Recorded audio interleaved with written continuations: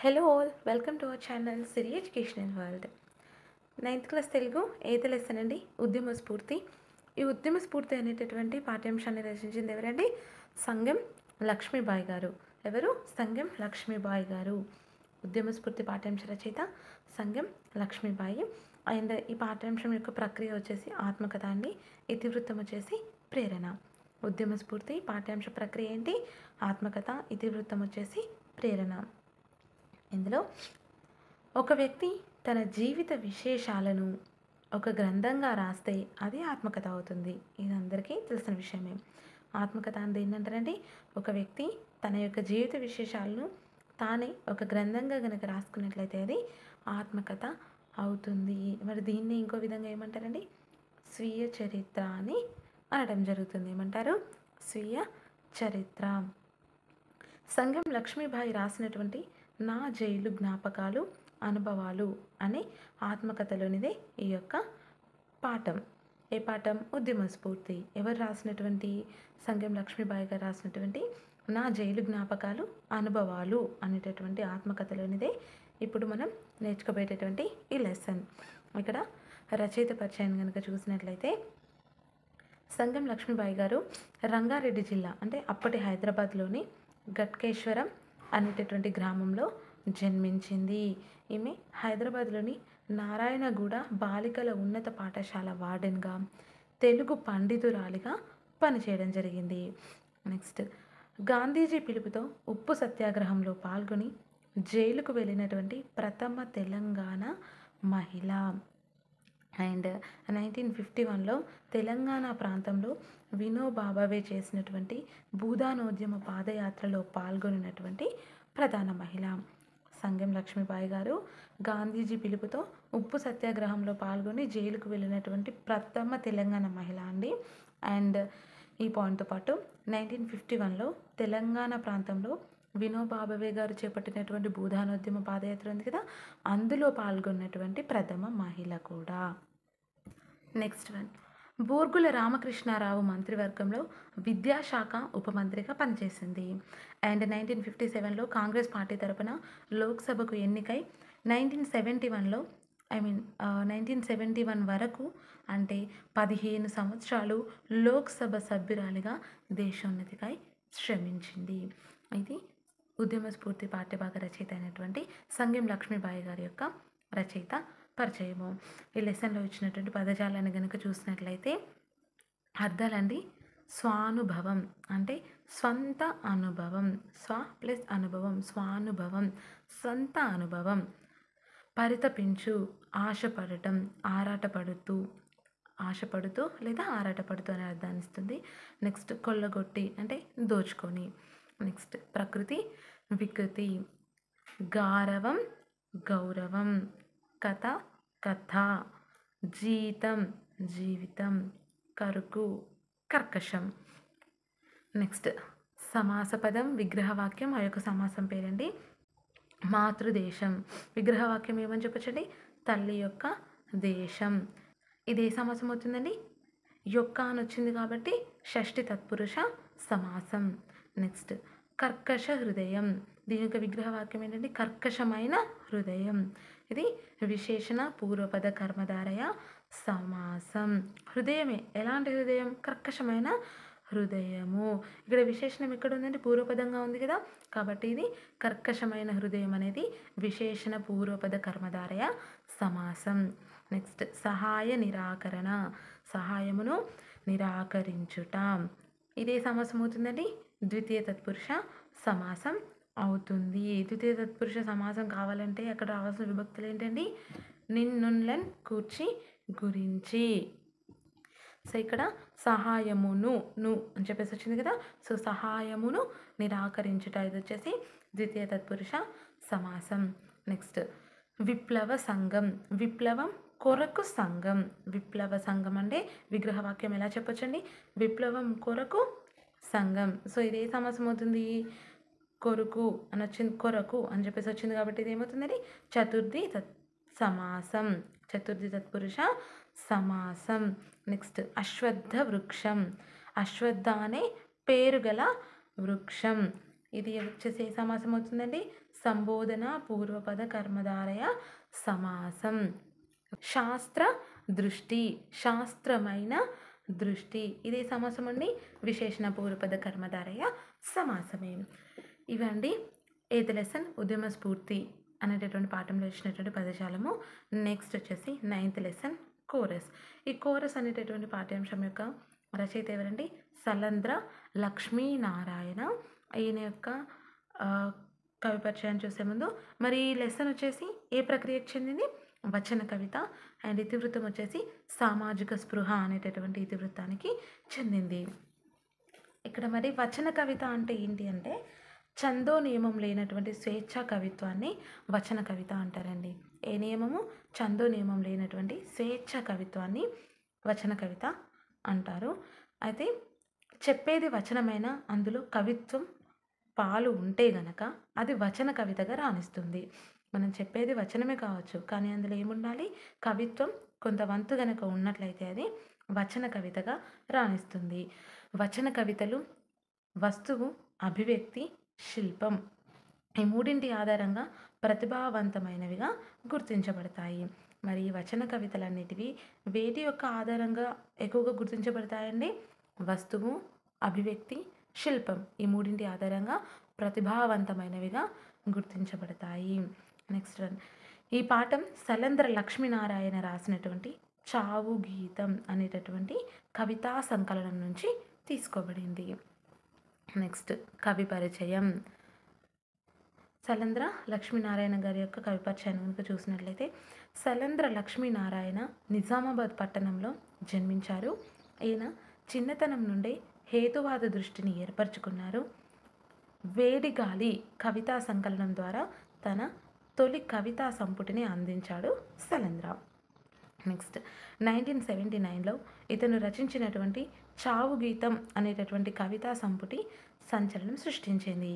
ఈయన రచనలో దళిత మేనిఫెస్టో అనేటటువంటి కవిత ప్రధానమైనది.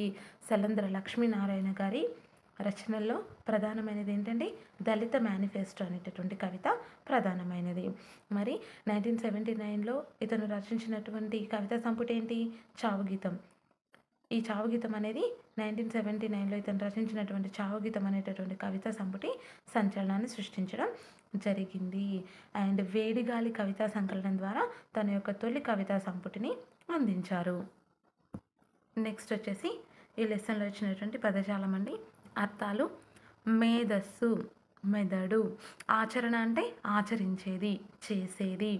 నెక్స్ట్ ప్రతిబింబం అనగా ఎదురుగా కనిపించేది. నెక్స్ట్ నిశ్చలత, కదలనిది, చలించనిది. కోరస్ అనగా గొంతు కలపటం. జాతీయం ఇక్కడ 2 ఇచ్చారండి. ఫస్ట్ వన్ రాళ్ళు విసరడం అనగా విమర్శించుట అని చెప్పే సందర్భంలో ఈ యొక్క రాళ్ళు విసరడం అనేటటువంటి జాతీయాన్ని ఉపయోగిస్తారు. గొంతు నొక్కేయడం, మాట్లాడకుండా చేయడం అనేటటువంటి విషయాన్ని చెప్పే సందర్భంలో గొంతు నొక్కేయడం అనేటటువంటి జాతీయాన్ని వాడతారు. ఇది వచ్చేసి 9th లెసన్ కోరస్లో ఉన్నటువంటి పదజాలం అండి. నెక్స్ట్ 10th లెసన్ వాగ్భూషణం. ఈ వాగ్భూషణం అనేటటువంటి పాఠాన్ని డాక్టర్ ఇరివెంటి కృష్ణమూర్తి గారు రాయడం జరిగిందండి. ఎవరండి వాగ్భూషణం యొక్క రచయిత? డాక్టర్ ఇరివెంటి కృష్ణమూర్తి గారండి. సో ఈ పాఠ్యభాగం వచ్చేసి వ్యాసం అనేటటువంటి ప్రక్రియకి భాషాభిరుచి అనేటటువంటి ఇతివృత్తానికి చెందింది. అండ్ ఇరివెంటి కృష్ణమూర్తి గారు రాసినటువంటి వాగ్భూషణం భూషణం అనేటటువంటి పుస్తకంలో నుంచి తీసుకున్నదే ఈ యొక్క వాగ్భూషణం అనేటటువంటి పాఠ్యాంశము.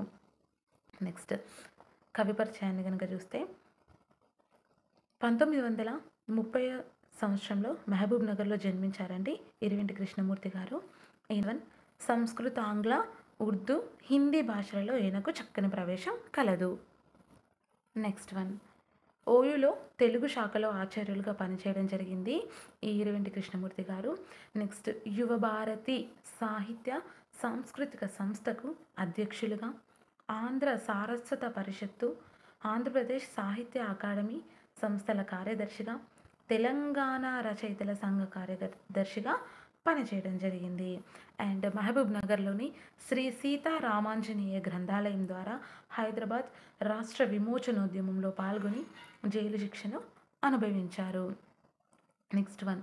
తెలుగు, ఉత్తర భారత సాహిత్యాలు, చాటువులు, వాగ్భూషణం, వేగుచుక్కలు, వెలుగుబాటలు, అడుగుజాడలు, వెలుగు చూపే తెలుగు పద్యాలు, దేశమును ప్రేమించమన్నా మొదలైనవి వీరి యొక్క రచనలు. ఇరువెంటి కృష్ణమూర్తి గారి యొక్క రచనలు ఏంటండి? తెలుగు ఉత్తర భారత సాహిత్యాలు, చాటువులు, వాగ్భూషణం, వేగుచుక్కలు, వెలుగుబాటలు, అడుగుజాడలు, వెలుగు చూపే తెలుగు పద్యాలు, దేశమును ప్రేమించమన్నా. ఇవి వచ్చేసి ఇరువెంటి కృష్ణమూర్తి గారి యొక్క రచనలు. నెక్స్ట్ మరి ఇరువెంటి కృష్ణమూర్తి గారి యొక్క సిద్ధాంత గ్రంథం ఏంటండి? కవి సమయములు. ఈ కవి సమయములు అనేది ఇరువెంటి కృష్ణమూర్తి గారి యొక్క సిద్ధాంత గ్రంథము. ఎన్నో కథానికలు, వచన కవితలను రాశారు. పఠనీయం అనేటటువంటి శీర్షికతో 39 ఉత్తమ గ్రంథాల పరిచయాలను రాశారు. అండ్ 1989లో పరమపదించడం జరిగింది. ఇది వచ్చేసి ఇరువెంటి కృష్ణమూర్తి గారి యొక్క పరిచయం అండి. నెక్స్ట్ పదజాలం అర్థాలు. అప్రతిహతం అంటే అడ్డంకి లేకుండా, అమేయమైన, అపూర్వమైన, ఉదాసీనత, ఔదార్యం. నెక్స్ట్ వచ్చేసి పర్యాయ పదాలండి. కృపానం అనేటటువంటి పదానికి పర్యాయ పదాలండి కత్తి, ఖడ్గము, అసి. నెక్స్ట్ వాక్కు మాట, పలుకు, నుడుగు. నెక్స్ట్ వన్ స్నేహం చెలిమి, మైత్రి, నెయ్యము. అండ్ నెక్స్ట్ మనసు, దీని యొక్క పర్యాయ పదాలు మది, హృదయం, యద. నెక్స్ట్ విశ్వాసం నమ్మకం, నమ్మిక. నెక్స్ట్ ధ్వని చప్పుడు, శబ్దం. ఇవి పర్యాయ పదాలు. నెక్స్ట్ ప్రకృతి, వికృతులు. స్నేహం నెయ్యం, హృదయం ఎడద లేదా యద అని కూడా వస్తుందండి. నెక్స్ట్ శక్తి సత్తి, దీపం దివ్వే, భాష భాష, శబ్దం సద్దు, ప్రాణం పానం, శాస్త్రం చట్టం. ఇవి ఈ లెసన్లో ఇచ్చినటువంటి పదజాలము. Next 11th lesson వాయసం. వాయసం అనేటటువంటి పాఠ్యభాగ రచయిత మామిండ్ల రామగౌడ్ అండి. ఎవరు? మామిండ్ల రామగౌడు. ఈ యొక్క పాఠ్యభాగం ఏ ప్రక్రియకు చెందింది? ఆధునిక పద్యం అనేటటువంటి ప్రక్రియకు, జీవకారుణ్యం పర్యావరణం అనేటటువంటి ఇతివృత్తానికి చెందింది. అండ్ మామిండ్ల రామగౌడు రచించినటువంటి రసతరంగిణి అనేటటువంటి ఖండకావ్య సంపుటిలో నుంచి తీసుకోబడిందే వాయసం అనేటటువంటి పాఠ్యభాగం. అండ్ ఇక్కడ మామిండ్ల రామగౌడు గారి యొక్క కవి పరిచయాన్ని కనుక చూసినట్లయితే, మామిండ్ల రామగౌడు గారు నిజామాబాద్ జిల్లాకు చెందినవారండి. నెక్స్ట్ పాయింట్ బాలమ్మ మల్లాగౌడు దంపతుల యొక్క పుత్రుడు. ఇతను తెలుగు భాషపై మక్కువతో 20 సంవత్సరాల వయసులోనే రచనలు చేయడం ఆరంభించాడు. ఎన్ని సంవత్సరాల వయసులో? 20 సంవత్సరాల వయసులోనే. ఇతను శబరీమాత శతకం, నరసింహ శతకం, కవిగౌడప్ప శతకం వంటి భక్తి నీతి శతకాలతో పాటు రసతరంగిణి, కవితా సుధాలహరి, గౌడ ప్రబోధం మున్నగు రచనలు వెలువరించడం జరిగింది. ఏమేమి రాశారంటే శతకాలు? శబరిమాత శతకం, నరసింహ శతకం, కవి గౌడప్ప శతకం. అండ్ వీటితో పాటు రసతరంగిణి, కవితా సుధాలహరి, గౌడ ప్రబోధం అనేటటువంటి రచనలను కూడా వెలువరించడం జరిగింది. నెక్స్ట్ ఇతని యొక్క బిరుదులు వచ్చేసి సుఖ విసుధాకర, మధుర కవి, కవి కోకిల. ఈ మూడు కూడా ఈ యొక్క మామిండ్ల రామగౌడు గారి యొక్క బిరుదులు. ఇక్కడ కవి కోకిల అనేటటువంటి బిరుదు మామిండ్ల రామగౌడు గారికే కాదండి, వేముగంటి నరసింహాచార్యులు గారికి కూడా సేమ్ బిరుదు ఉంటుందండి, కవి కోకిల. నెక్స్ట్ ఈ లెసన్లో ఇచ్చినటువంటి పదజాలం అండి. పర్యాయ పదాలు. కాకి, దీని యొక్క పర్యాయ పదాలు ఏంటండి? ద్వాంక్షం, బలిపుష్టం, వాయసం. నెక్స్ట్ గృహం, ఇల్లు, భవనం. సంతోషం, ఆనందం, ముదము. నెక్స్ట్ ముళ్ళు, కంటకం, ముల్లికి. అండ్ ఇందులో ఇచ్చినటువంటి వ్యుత్పత్తర్థాలండి. బలిపుష్టము, దీన్ని మనం ఎలా చెప్పవచ్చు? బలిగా ఇవ్వబడినటువంటి ఆహారంతో పోషింపబడేది. మరి బలిగా ఇవ్వబడినటువంటి ఆహారంతో పోషించబడేది ఏంటండి? కాకి. నెక్స్ట్ ద్వాంక్షము, అనగా మాంసాన్ని కాంక్షించేది. మరి మాంసాన్ని కాంక్షించేది ఏంటి? కాకి. అదే. నెక్స్ట్ ప్రకృతి వికృతులు. శ్రీ సిరి, సంతోషం సంతసం, పక్షి పక్కి, గృహం గీము, ముఖం ముఖము. ఇవి వచ్చేసి 11th లెసన్లో ఉన్న బిట్స్ అండి. నెక్స్ట్ 12th లెసన్ తీయని పలకరింపు. తీయని పలకరింపు పాఠ్యాంశ రచయిత వచ్చేసి ఇల్లిందల సరస్వతీదేవి గారండి. ఈ పాఠ్యభాగం యొక్క ఇతివృత్తం వచ్చేసి మానవ సంబంధాలు, ప్రక్రియ వచ్చేసి కథానిక. నెక్స్ట్ జీవితపు ముఖ్య సన్నివేశాలను క్లుప్తంగా తెలియజేస్తూ సంఘటనల మధ్య సంబంధాన్ని కళాత్మకంగా చిత్రించేటటువంటి వచన రచననే కథానిక. కథనం, సంభాషణ, శిల్పం ఇవి వచ్చేసి కథానికలోని ప్రధానాంశాలు. నెక్స్ట్ వన్ ప్రస్తుత పాఠం ఇల్లిందల సరస్వతీదేవి రచించిన తులసి దళాలు కథానికల సంపుటి నుంచి తీసుకోబడింది. నెక్స్ట్ రచయిత్రి పరిచయం. స్వాతంత్రానికి పూర్వమే సృజనాత్మక రంగంలోకి అడుగుపెట్టిన ప్రసిద్ధ రచయిత్రి ఇల్లిందల సరస్వతీదేవి. 1982లో ఈమె రచించినటువంటి స్వర్ణ కమలాలు కథా సంపుటికి కేంద్ర సాహిత్య అకాడమీ అవార్డు వచ్చింది. రాష్ట్ర సాహిత్య అకాడమీ పురస్కారం, సుశీల నారాయణరెడ్డి పురస్కారం కూడా పొందడం జరిగింది. నెక్స్ట్ తులసి దళాలు, రాజహంస ఈమె యొక్క కథా సంపుటాలు. నెక్స్ట్ 1958లో ఆంధ్రప్రదేశ్ లెజిస్లేటివ్ కౌన్సిల్ సభ్యురాలుగా, జైల్ విజిటర్గా పనిచేశారు. అండ్ 1934లో స్థాపించినటువంటి ఆంధ్ర యువతి మండలి వ్యవస్థాపకుల్లో ఒకరు.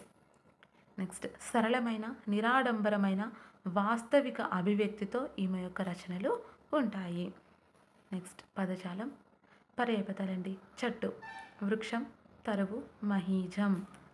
నెక్స్ట్ ఆకాశం, గగనం, అంబరం.